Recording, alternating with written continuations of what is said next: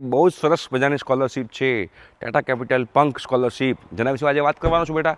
બહુ જ મસ્ત છે, મિસ ના કરતા. હું તમને આખું કેવી રીતે એપ્લાય કરવું એનું સ્ટેપ બાય સ્ટેપ બધી વસ્તુ તમને લોકોને ઇન્ફોર્મ કરીશ. આગળના તમારે વિડીયો જોવાના બાકી હોય, એટલે કે રિલાયન્સ સ્કોલરશિપ છે, એસટીએફસી સ્કોલરશિપ છે, તો બેટા આપણે એનું પ્લેલિસ્ટ બનાવ્યું છે. એ પ્લેલિસ્ટની લિંક ડિસ્ક્રિપ્શન બોક્સમાં અવેલેબલ છે. તમે બધી સ્કોલરશિપ જોઈ શકો છો. તમે જેમાં એલિજિબલ હો તમે એપ્લાય કરી શકો છો. 1 થી 1000 તમારે એપ્લાય કરવું તો તમે એપ્લાય કરી શકો છો. ટાટા કેપિટલ પંક સ્કોલરશિપ કોના માટે છે? તો 11મા 12મા ધોરણ ભણતા હોય એ લોકો માટે છે, પ્લસ કોલેજમાં સ્ટડી કરતા હોય એવા તમામ વિદ્યાર્થીઓ માટે છે. અપ ટુ 18,000 રૂપીઝની તમને આ સ્કોલરશિપ મળશે. કેવી રીતે એપ્લાય કરવાનું, શું કરવાનું, એના માટે તમને લઈ જાઉં છું મારા લેપટોપની સ્ક્રીન પર. તો ત્યાં આગળ જઈએ છીએ અને એપ્લાય કરીએ છીએ. રાઈટ, તો જઈએ છીએ ફટાફટ મારા લેપટોપની સ્ક્રીન પર. ચાલો. તો જો બેટા, આ બડી ફોર સ્ટડીમાં ટાટા કેપિટલ પંક સ્કોલરશિપ આવેલી છે. એમાં લખ્યું છે પહેલામાં, જો પહેલી જે સ્કોલરશિપ છે એમાં open two Indian students currently enrol in class 11 and 12, 11 12મા ધોરણ ભણતા વિદ્યાર્થીઓ માટે છે. As well as open two Indian students currently enrol in under graduate degree, એટલે યુજીમાં તમે એડમિશન લીધું હોય એના માટે છે. ફોર એક્ઝામ્પલ એ લખેલું છે બીકોમ, બીએસસી, બીએટીસી or diploma ITI course at a recognise institute in India. 60% mark હોવા જોઈએ. એટલે એનો મતલબ એમ થયો કે તમે કોઈ પણ યરમાં સ્ટડી કરતા હો, તમારા વિદ્યાર્થી જે છે એ આમાં એપ્લાય કરી શકે છે. રાઈટ. હવે એમાં તમારા આગળના યરમાં 60% માર્ક હોવા જોઈએ. તમારી ફેમિલી ઇન્કમ જે છે પેલા 4 લાખથી ઓછી હોવી જોઈએ. Clearly must be pursuing education from a recognised college, university or technical institute in India. Okay. હવે અહીંયા આગળ પ્રેફરન્સ આપવામાં આવશે. પ્રેફરન્સ એટલે શું? છોકરીઓને પહેલા ચાન્સ મળશે, કોઈને ડિસેબિલિટી હોય તો એ લોકોને પહેલા ચાન્સ મળે, સિંગલ પેરેન્ટને પહેલા ચાન્સ મળે. એટલે એનો મતલબ નહીં કે બીજા લોકો એપ્લાય ના કરી શકે, બીજા લોકો એપ્લાય તો કરી શકે. એસસી એસટી વાળાને પણ પહેલા ચાન્સ મળવાનો ચાન્સીસ છે. રાઈટ. તો અહીંયા આગળ તમે જોશો તો અહીંયા તમને selected students will receive scholarship benefit. તમને લોકોને 12,000 રૂપિયા યા તો પછી તમારી કોલેજની જે ફી હોય એમાંથી જે ઓછું હોય એ મળશે. જે લોકોને 60%થી 80%ની વચ્ચે રિઝલ્ટ આવ્યું 12મા ધોરણમાં એ લોકોને, યા તો પ્રીવિયસ યરની અંદર.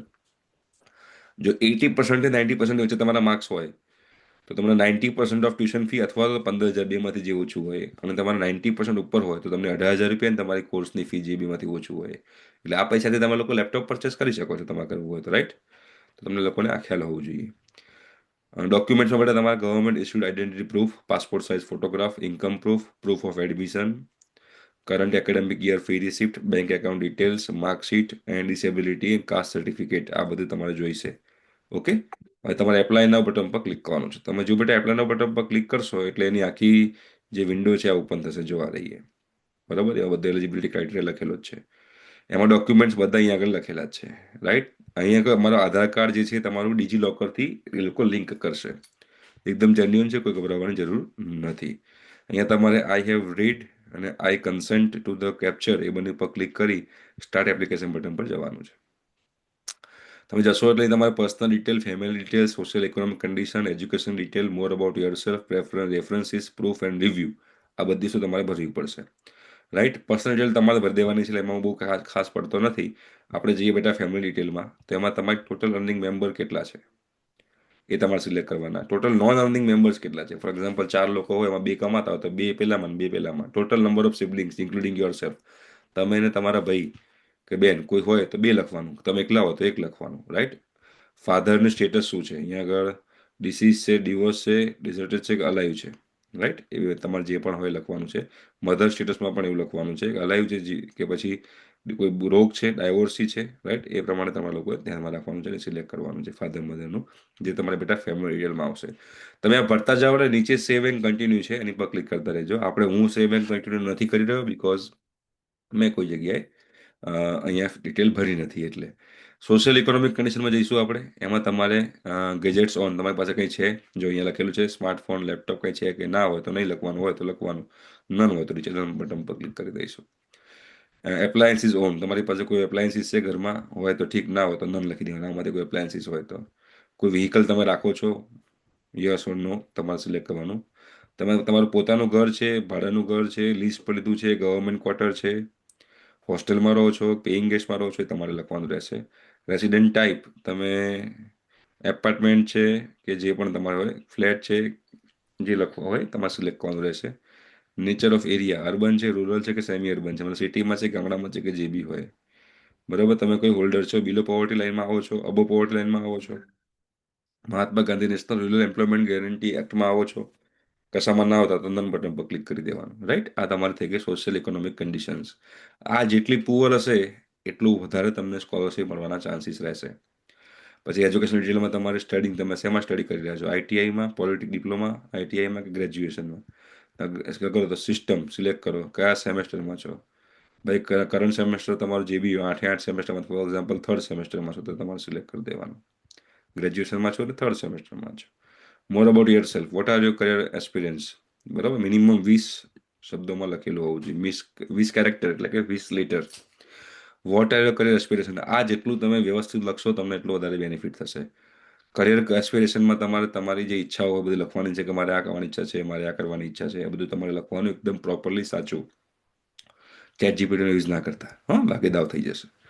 Y do you need this scholarship, what financial challenges or constraint make this scholarship important for you.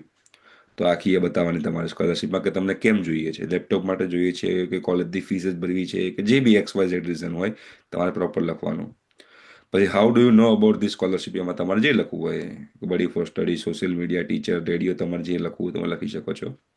Have you applied for or been awarded by scholarship for the academic, તમને બીજી કોઈ scholarship મળી છે, yes or no.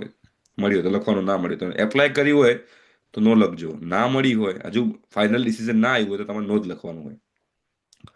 Please write a statement explaining your goal and the importance of applying for the scholarship. તમારા goal શું છે અને આ સ્કોલરશિપ તમે એપ્લાય કરવાની ઇમ્પોર્ટન્સ શું છે એ.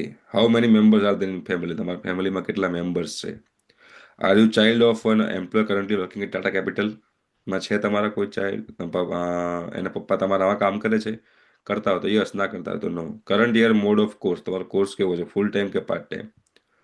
બરાબર. Current year mode of study, તમારો મળી ઓનલાઈન છે કે ઓફલાઈન છે.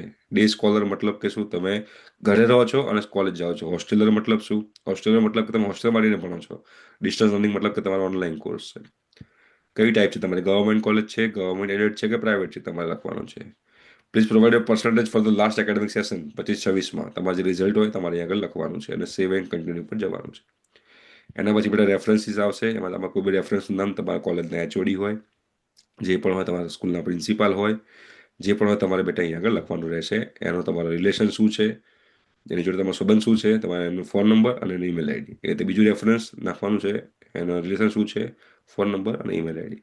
પછી પ્રૂફમાં તમારે બેટા અહીં આગળ બધી વસ્તુ માગશે. આઈડેન્ટિટી પ્રૂફમાં પાસપોર્ટ સાઇઝનો photograph, college ID card, right, પહેલું આઈડેન્ટિટી પ્રૂફ છે. ટોટલ 3 વસ્તુ અપલોડ કરવાની છે. તમે આ કરશો, 7 નેક્સ્ટ કરશો એટલે બીજા માગશે બેંક પ્રૂફ અને ફી રિસિપ્ટ પ્રૂફ. આ 3 વસ્તુ તમારે અપલોડ કરવાની આવશે. અને રિવ્યુ બટન પર તમારે જવાનું છે. આ બધું રિવ્યુ થઈ જશે.